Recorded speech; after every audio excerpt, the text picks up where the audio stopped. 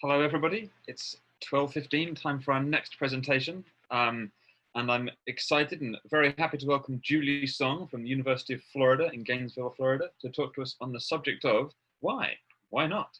Happiness, diversity, and cosmopolitanism in the music classroom. Over to you, Julie. Hello, can you hear me? Got you loud and clear. Okay, thank you. Hello, good afternoon, everyone. How are you doing today? So please feel free to respond in the chat room whenever you would like to. So I'm gonna go and ask you again. Ready? So how are you doing today? You can chat.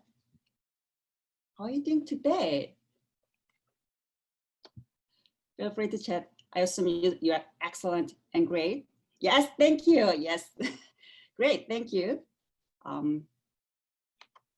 And some of you may ask about me too, right? How am I doing? I'm great too. So my name is Julie Song. What is your name? And then nice to meet you, Tom. Nice to meet you, Gary. Nice. Yes, thank you, Gary.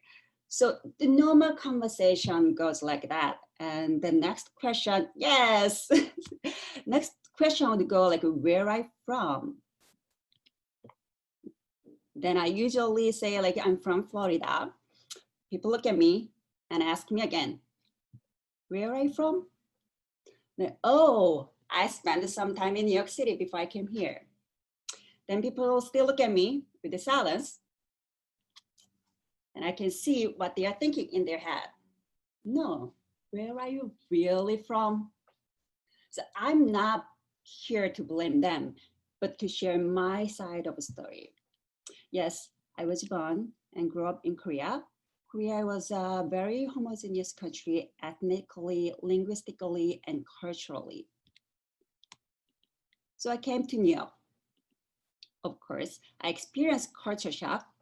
For example, it took me 6 months to be able to successfully order a cup of coffee. I was not only struggling with speaking English, but also with the cultural difference, like why there are so many kinds of milk, like 2% to 1%, half and half and cream, and there are so many kinds of sugar. So have you ever considered why you have different menu for breakfast, lunch, and dinner? Because in Korea, this is breakfast, this is lunch, and this is dinner. Why they are same menu, you may ask. Why not? How about the meaning of politeness? Why do Asian bow while Americans shake hands? Why not? Now you get the point. After I came to United States, I learned cultural differences is not always understandable, but you learn the new way until you get used to them, as cosmopolitanism suggests. Today, I'd like to propose cosmopolitanism as a scheme to support a good life in a diverse classroom music education, as well as provide practical guidance on how to apply it. I'm going to begin by discussing assumption of multiculturalism and culturally responsive teaching.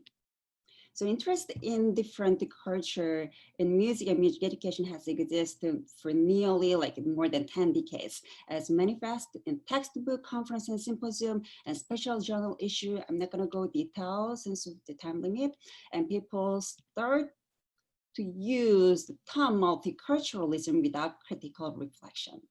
In particular, people argue that multiculturalism exists to solve the problem, which implies multicultural itself was the problem.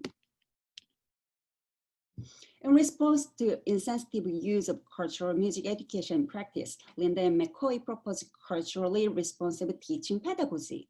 While this is not the philosophical idea, I think this was a great concept because we celebrate diversity. Yay! So finally, we celebrate diversity and see as a resource. And it requires an understanding of the nature of culture. Wait, understanding the nature of culture. I still don't understand why there are many different menus for breakfast, lunch, and dinner, but I experienced it and I get used to it. In fact, Walker argued that culture is extremely complicated and other culture is hard to understand. In cosmopolitanism, Appiah suggests that human beings are different, and we can learn from each other differences instead. Differences are not weakness or abnormality, but strength. Now I'm going to talk about what cosmopolitanism is and how it can help us to reach a good life. Let's take a look at the cosmopolitanism. So cosmopolitanism has a long history dating from the Greek period with Digenos of Sinope writing as concept of citizen of the world. And then Kant, like a father of cosmopolitanism and nationalism, argue that for the vital dimension in cosmopolitanism along with external meaning and internal meaning. But there was a dark side to cosmopolitanism in the 19th century and 20th century.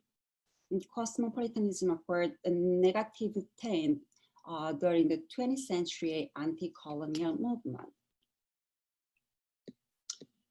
Pia suggests that people create various possible relationships and community despite their different thinking and belief. While traditional cosmopolitanism may imply elite privilege or elite luxury for those people who can travel, Pia cosmopolitanism focuses on the moral obligation with respect to other people's cultural difference. What cosmologic signifies is thinking and living in terms of inclusive opposite side, such as nature into society, like for music, like informal learning into formal learning. So here's a few concepts of cosmopolitanism which might help you to understand better. So how does the cosmopolitanism support a good life? So I took 4 ideas: human choice, universal consent, respect for difference, connection. Then we have to think about what is a good life. So I use Kupperman's happiness definition. So we have been talking about all like since yesterday, what is happiness?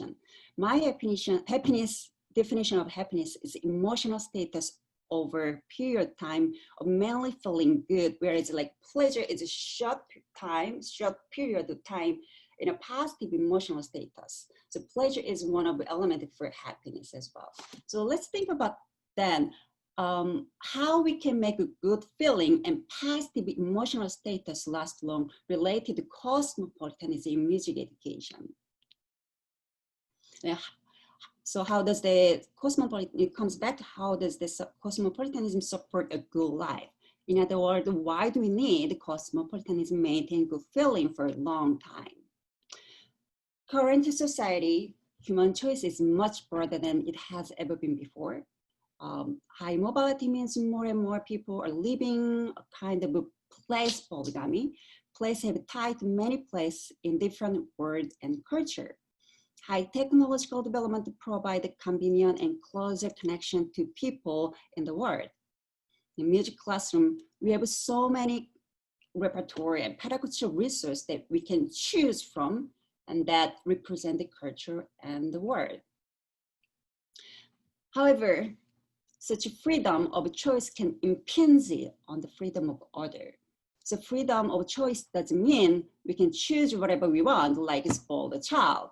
Later, every society consists of different people and different values, which give rise to a unique environment and type of freedom.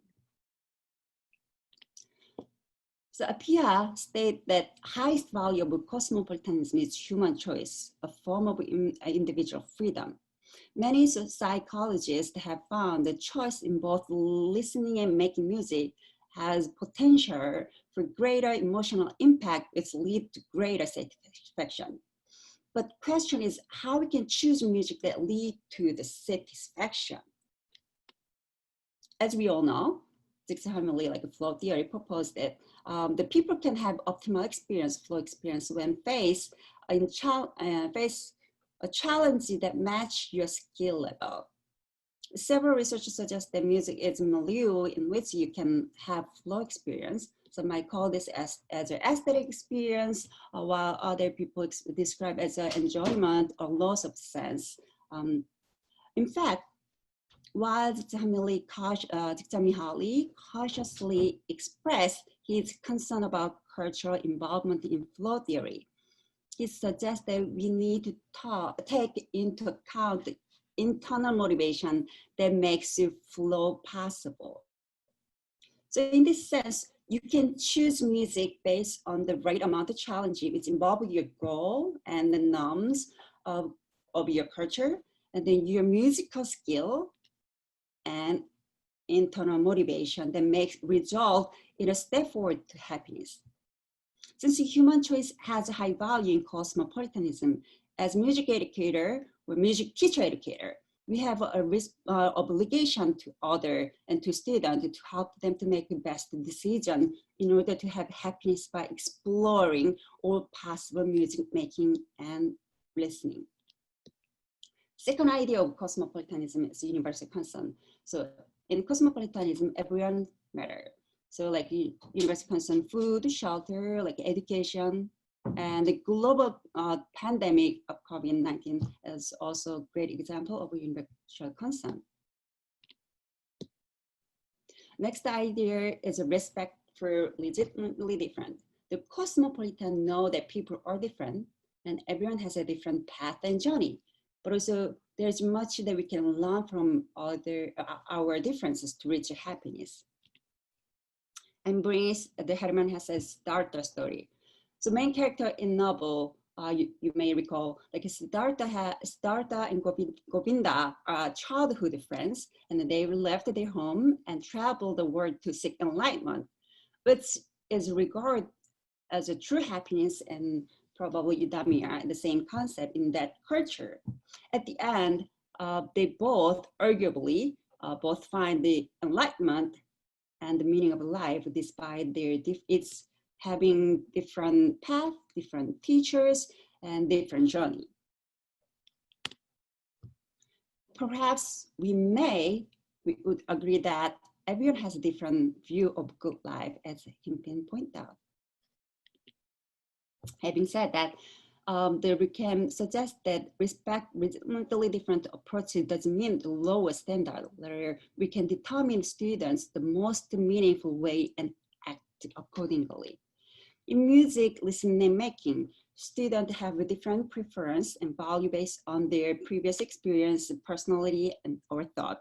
Some might be able to connect to certain music more than other kinds of music. Our teaching should help our students to have the best possible music experience. Connection is an important concept in cosmopolitanism. We know that once we belong to the community, such as a choir, band, or any kinds of music ensemble, we feel belonging there. And cosmopolitanism suggests that we expand those boundaries and not to limit to certain object or people. Besides, connection between culture and society, like human and art, local and global, and even like a liminality, like a person to the one person self. In fact, Wills found that his study people achieve the highest life satisfaction, which is subjective well-being, when they were connected to their spirituality, and music is frequently used as a mean. So far, we have focused on the thinking part of how we can support cosmopolitanism to reach a good life. Now let's take a look at the acting part. How can practice cosmopolitanism? So I borrowed the theory of the human condition theory, which offers analysis of what it means to seek our eudaimonia in the practical domain. Arendt analyzed practice along the three dimensions: action, work, and labor. So she valued the action as the highest level of human practice because action is the result for largely unforeseeable encounter, while work and labor seems to require relatively high degree of predictable and foreseeable. They use the term action for practice of cosmopolitanism. So tip 1, action in education. Education is a key in cosmopolitanism for expanding your view locally, nationally, and globally. Action in education does not mean that you listen to the lecture or acquiring the trained musical skill. Rather, it's holistic experience from learning cultural difference in your brain, body, mind until you get used to it. Action in awareness. Here is a well-known speech, David Wallace. There are two young fish swimming along, and then they met all the fish, who says, "Morning, boys, how's the water?" And other two young fish said, "What the hell is the water?" So two young fish here is telling us that most important and obvious realities are often hardest to see and talk about. While main message of his speech was about the value of real education, he emphasized we can find the happiness by simple awareness. In his speech, Wallace argued that people tend to be self-centered based on their previous experience because their experience is so real, urgent, and immediate. He called this our default setting. The alternative way to say it's unconsciousness, which gives you a limited view. However, by adjusting your default setting through simple awareness, you can make your life happier. And such a simple awareness can occur through true education. Cosmopolitanism encourages you to think about what's going on around you, yourself, local, national, and global community that you belong to in order to help you to see the real world through your attention and awareness with your expanded view. Here is a musical quiz as an example. Ready to chat? Ready to answer? Which one is a correct answer for rhythm sound? I'm expecting you to answer on the chatting room. Number 1, 2, 3, 4, 5. Oh, nobody answering. I don't see anyone. Number 1, 3, boom, baha.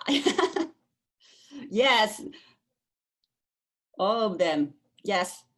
So the number 1, here's the answer. Number 1 is typically Kodai's. Number 2 is the Golden Way. And number 3, Takademi. Number 4 is Korea. Number 5, French. Probably, Bumbada. There are more than this, yes.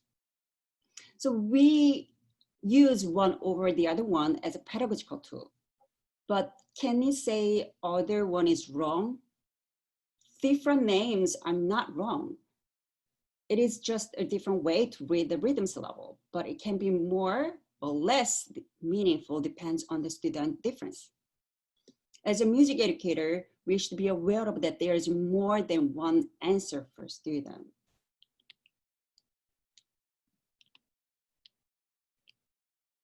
Okay, so under the COVID-19, we get into the next action. So action avoiding stereotype and misconceptions. So we have witnessed anti-Asian racism. There was a brutal in some area. So we should not judge our student by appearance. In music, such a stereotype or misconception can lead us into the wrong direction. Let me bring the Korean music as an example for misconception. If you think about Korean music, most of you think, yeah, I know that, yeah. Do you know Gangnam Style? Yeah, probably you know that. The BTS. Do you know BTS? If you don't know the BTS, you should check it out. The BTS is world famous, is most currently world famous music groups, and K-pop ranked as one of the most popular genre in the world. So if you don't know BTS, you are behind, check it out. So this is it? No. So here is a quiz again. Listen to this music and then guess what kind of genre of music is. Oh, wait. Can you hear it?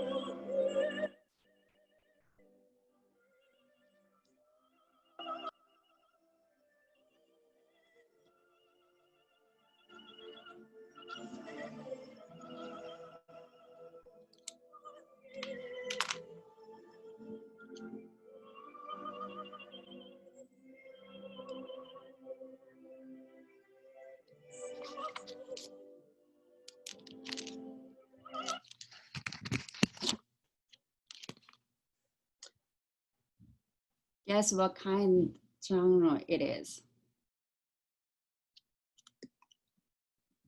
So this is a Korean artist song based on the Korean,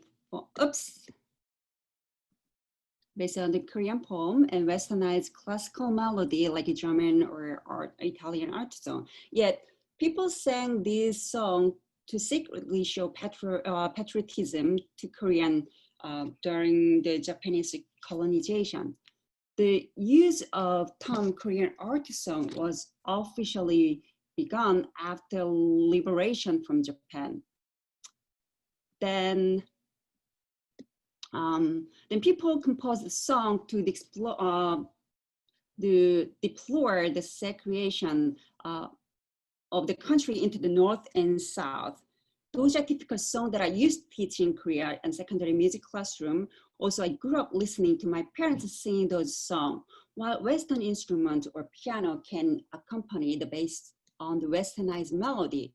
The sort of song is profoundly tied in the history, Korean history and culture.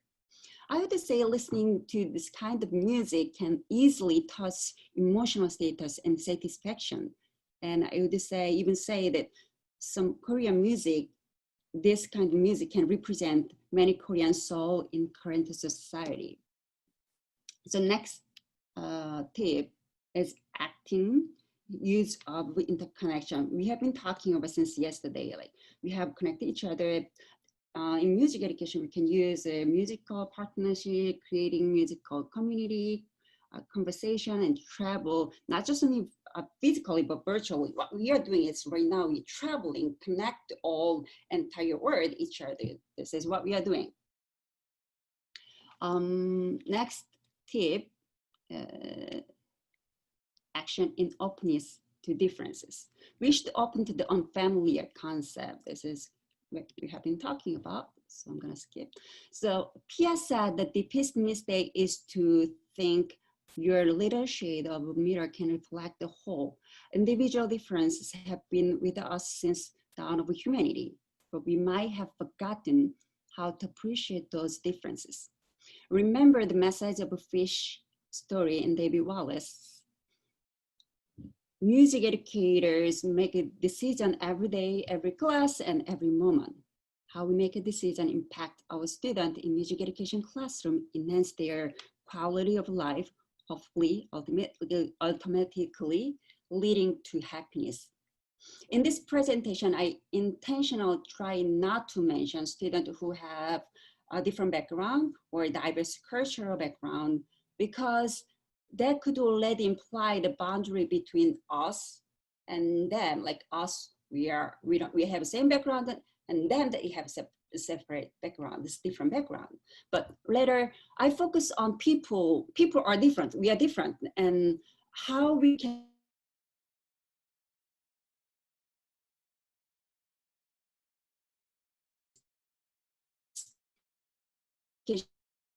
flourish more people reach.